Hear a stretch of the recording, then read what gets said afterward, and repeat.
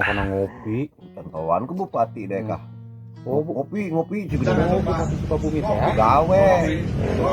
Sukabuminya. Apa naon?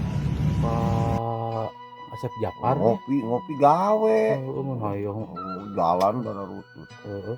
Rahayu urang lain ngomongkeun bupati ka dieu teh lain sabenerna mah. Kan dipancing ku ngopi Sok aya nu ieu nya, aya nu ngomong kieu geuningan nya.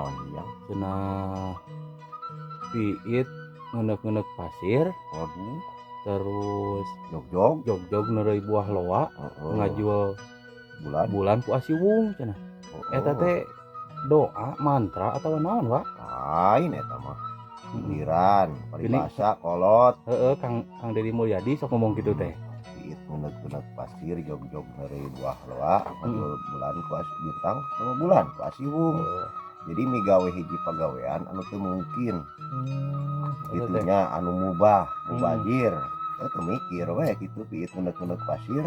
Contoh gua misalnya hayang kawin ka aktrisnya gelis pan eta teh jog neureuy buah loa meureunnan. Awak batan sakieu sagede kieu hayang ngalegleg anu gede. Jadi migawe hiji pagawean atau tapi berharap sesuatu anu teu mungkin tercapai. Jadi eta teh peribahasa meureunnya. Peribahasa lain mantra. Aya ge mandra. Heeh. Yang begono bae. Nuhun Wak. Sami.